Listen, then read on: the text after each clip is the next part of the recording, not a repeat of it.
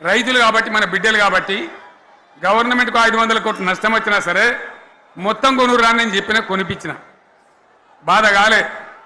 వాళ్ళు ఏం చెప్పినారు, పబ్లిక్ను బోల్తా కొట్టేయడానికి మేము క్వింటాల్కి 500 బోనస్ ఇస్తాం, మక్కలకి ఇస్తాం, వడ్లకి ఇస్తాం, ప్రతి పంటకి ఇస్తాం చెప్పినరా.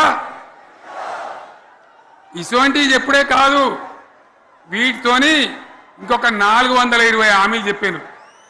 వాళ్ళ నోటికి మొక్కాలే. కళ్యాణ లక్ష్మి కేసీఆర్ ₹1,00,000 ఇస్తాడు, మేము వస్తే తులం బంగారం కూడా కల్పిస్తామండి అన్నారా? ఏమన్నా నత్తందా?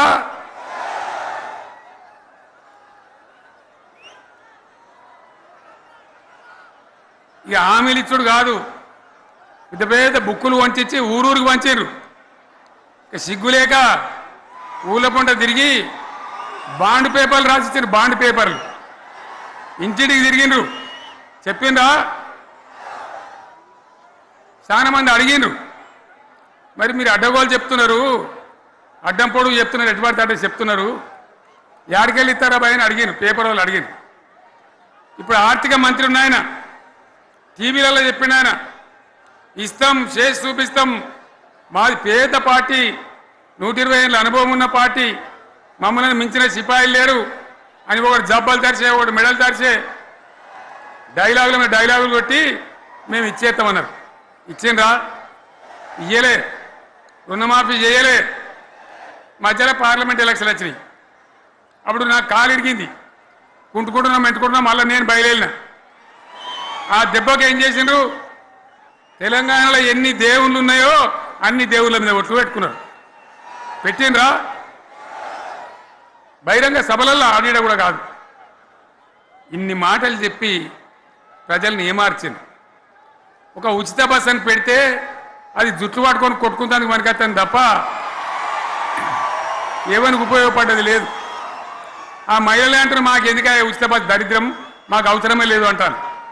అటువంటి ఒక్క పథకం పెట్టి ఇక ఇప్పుడు మళ్ళీ పెద్ద నోరు పెట్టుకొని వాళ్ళే మాట్లాడతారు. అంటే అంటే మాట్లాడతారు, అబద్ధాలు చెప్తారు. మాట్లాడితే బీఆర్ఎస్ వాళ్ళ మీద నింద, మాట్లాడితే కేసీఆర్ మీద నింద.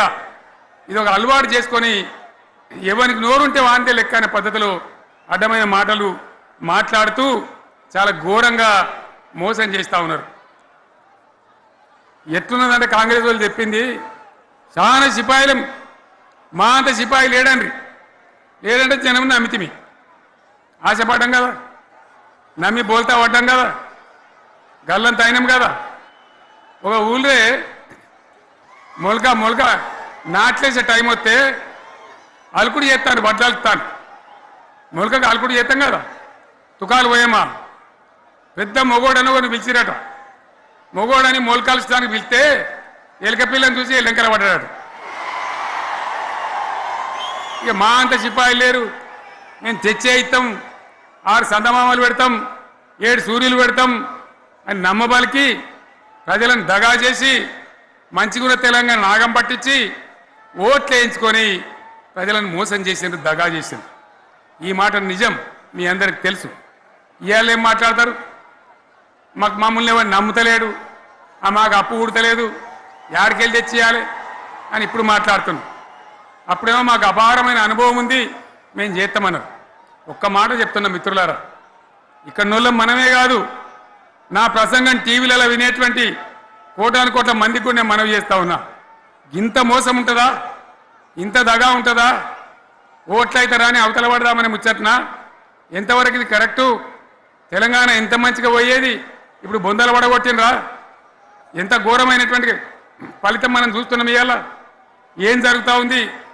మళ్ళీ అన్ని మోపైనాయి. ఇక దుకాణం పెడతామన్నారు, లొల్లు పెట్టిండ్రు, బొబ్బ పెట్టిండ్రు.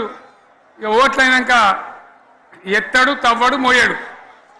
బాయి పడతాం జోరుగా చెప్తే 6 నెలల ఏమయ్యారంటే ఇక ఆయనతో రేపు అవుతుంది, ఎల్లుండి అవుతుంది, సంక్రాంతికి అవుతుంది, దీపావళికి అవుతుంది, మార్చి 31కి అవుతుంది. మార్చి 31 లేదు, మన్ను లేదు, ఏది కూడా చేసింది లేదు. మొత్తం ఆర్థిక పరిస్థితిని దెబ్బతీసింది.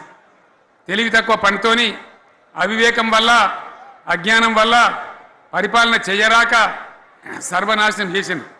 రాష్ట్ర ఆర్థిక పరిస్థితి ఎంత మంచిగుండే ఎంత బాగా పోతా ఉండే మేము కష్టపడి కడుపు కట్టుకొని నోరు కట్టుకొని సంవత్సరానికి 10 నుంచి 15 వేల కోట్ల ఆదాయం పెంచినాం అనేక రివ్యూ మీటింగులు చేసినాం ఎంత బాగా తీసుకొని పోయినాం తెలంగాణను ఎట్లా తయారు చేసినాం ఆ విధంగా తీసుకొని పోయినాం ఇవాళ ఒక్క మాట మీరు అందరూ ఆలోచన చేయాలి ఇక్కడ ఉన్న వాళ్ళు కానీ నా మనసు బాధ అవుతుంది నా మనసు కాలుతుంది ఇబ్బంది అవుతుంది నాకు